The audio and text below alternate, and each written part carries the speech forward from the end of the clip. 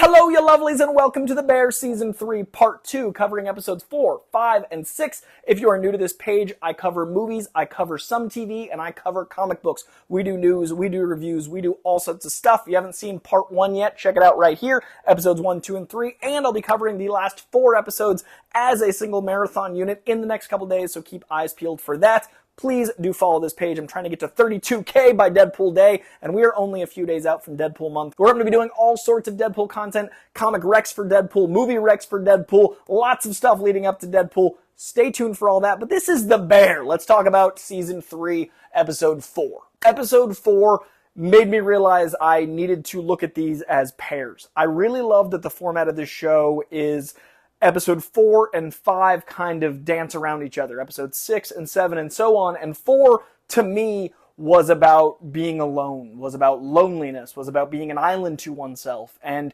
whether it's the flashbacks of Carmy with Claire and that horrible story, that horrific story about the hospital, and the loneliness of that pain, but also the Zen garden and that feeling of alone, and the moment where we realize the isolation that Cousin feels in his being alone is reflected in his daughter and vice versa, like the way she sees him, his conversation with the new fiance in a very funny cameo by Josh Hartnett. Also, the cameos, by the way, I think they really work in an interesting way that I don't see happen often, in that they make the cameos these larger-than-life characters that feel reverent in their nature. I think everyone in the show is so well cast because they feel like people we know. They're people you run into on the street. They're day-to-day folk, but you have these cameos from characters that are meant to be larger than life, whether it's Mickey, John Bernthal feels like the biggest presence every time he's on screen. The looming presence of the fiance he hasn't met. Then it's Josh Hartnett, this larger-than-life character. There's another cameo in a couple episodes we'll talk about that also has that big presence. And it's really funny how they set up these reveals that you don't realize are going to be reveals until they're revealed. And so I really liked that cameo. That conversation was amazing. And this whole episode is about the loneliness of the world, but also of not being able to find your people and not being enough to you or to others.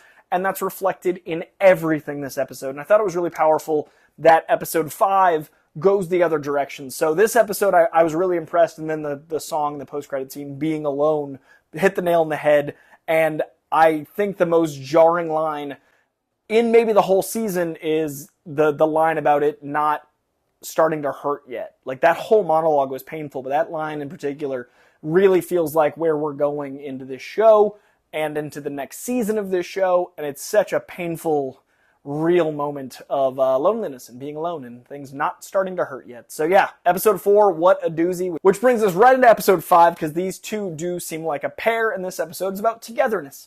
This episode is about family. This episode is such a wonderful, it's the episode with the review, but the photography for the review, but it's an episode about them kind of coming together to do what they have to do, and that totally not functional family they are, and the facts kind of represent that family, and that's where we get the other cameo that feels like this big moment where they've talked about how many facts there are for seasons. This season they keep bringing it up, and then we meet one of the illustrious facts that starts this whole haunting concept, and it's frickin' John Cena. And that presence obviously is larger than life, and it feels very big, and it feels very of import, and it's funny, it's used comedically, but it also shows how well they're dysfunctional, but they still work together well. They still get the thing done, versus Carmy, who consistently isn't getting the thing done. He's bad at communicating, he causes everyone to be on edge, and I think that's where we go with Sydney potentially, depending on how the next season goes, not being a part of this family and maybe succeeding better without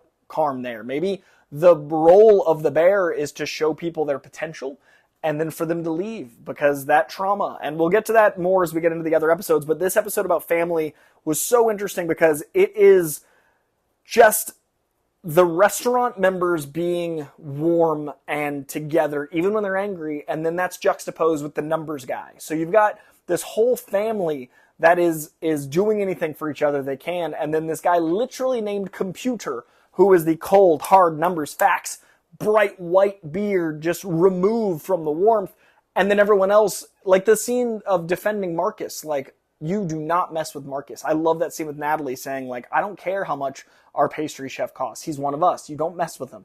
the numbers aren't what matters. It's the group. It's the community. And I love that even Oliver Platt's character understands that to a point. He's the money man, but he's still trying and doing everything he can, even at a loss, up until he can't. The togetherness is also really beautiful with the farmer's market versus buying in bulk.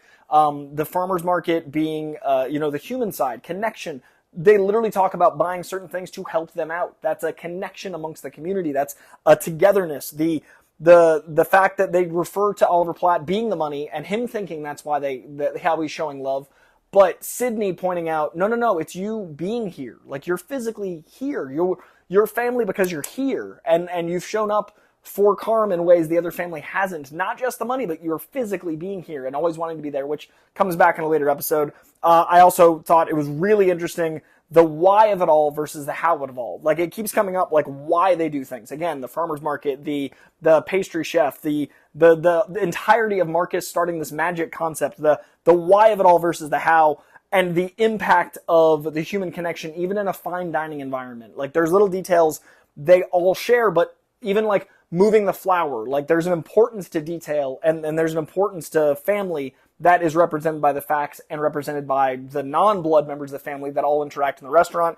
It ends with human connection. It ends with family photos. The last episode ended with discussion of loneliness. This episode ends with basically photos of the family together and how that connection is important. And the song, You're Not the Only One, is literally the opposite of the last song, which is about, does it hurt yet? The loneliness of it all. I love the Storer episodes. He directed most of the season.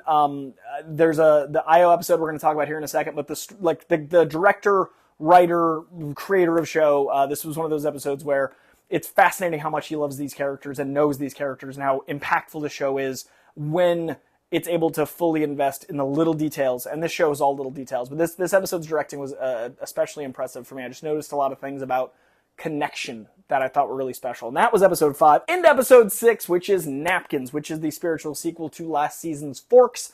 And just like Forks had an important, impactful delivery of why it's called Forks, so did Napkins. In this case, it was what John Bernthal, Mikey, was stalking when he met Tina. Tina is the spotlight of this episode, much like Cousin was the spotlight of the last episode. And Tina's one of those characters that just shines. Like, you're always drawn to Tina because of the power that Liza brings to her. And I've always wondered what made her such a ambitious, but also driven in a unique way character. Like, there's something driving her that isn't the same as everyone else. There's something driving her where she wants to be the best, but she's also trying to prove her worth at all times. And this episode shows that, like, where she came from, I'm going to get the job done no matter what. And we see her apply to tons of jobs. We see her try to get anything done she can, and at great cost. Like, it is a journey for her to get anything accomplished. And it's really painful and wonderful, the lengths she goes through, but it's also really hard to watch someone that we've already got a connection to struggle so hard. It felt like watching a family member not be able to do a job in real life. Like, we're so connected to these characters, even going to a flashback, knowing how it ends, knowing she ends up at the Bear. The 2/3 of the episode where she's not getting a job, we know obviously how it's going to go. We don't know how it's going to finally land. We didn't know that Mikey was the one that hired her, but seeing her struggle was so painful because how much we care and know how hard of a worker she is because of the specificity of the character of Tina. So I love this episode. It was directed by Ayo Edibiri, who plays Sydney, and the whole episode it's like a mini movie, and it's a character study. And I was so impressed, not just with her performance, but also John Bernthal. When he shows up on screen, it feels like Brando. It feels like such a reverence for this character. And it's not just because John Bernthal is one of, in my opinion, the best actors working, but we've built such backstory around him. We've built such lore, and then Bernthal does his thing. There's this glowing opulence in the way it's lit. There's this glowing power to Mikey. And I love seeing the old bear. I love seeing the playfulness of Fack and Cousin. I love seeing what it used to be and the yelling. And also, they give you that, it's always yelling here, but sometimes it's magic. They give you those, like, why do we do this moments that you need in a show this traumatic and this stressful? Why do people work in restaurants? And I really love that speech about the next generation, that bittersweet, like, it's inevitable and I hate it, but it's also beautiful in its own way. That kind of summarizes the show, like the grit of everything is why it's beautiful and what they endure to get to the point the bear is now. And that's what Tina goes through to get to this point. And I love that her real life husband is her husband. Like, the actor playing her husband from Dexter, they're married in real life. And I love that connection that's clear on screen. I love that passion between them. It is so, so, so special. This episode, again, directed by Ayo Edibiri. I think the first thing she's ever directed, is very much a spiritual sequel to Forks and was really, really special to see. And that is going to be part 2 of 3 of my thoughts on The Bear Season 3. You can expect part 3 up within the next couple days, but I wanted to get these thoughts out to you lovelies as quick as I could, and man, I adore this show. I love that episodes 4 and 5 connect. I love that 6 becomes this beautiful bottle episode that really somehow even more connects us to Tina, and then given that backstory connects us deeper to the bear, connects us deeper to Mikey. The show just finds new and interesting ways to find deeper meaning in things and connect us more and more, and that is so unique and so special. The Bear is such an incredible show. I will be covering the last 4 episodes in the next video.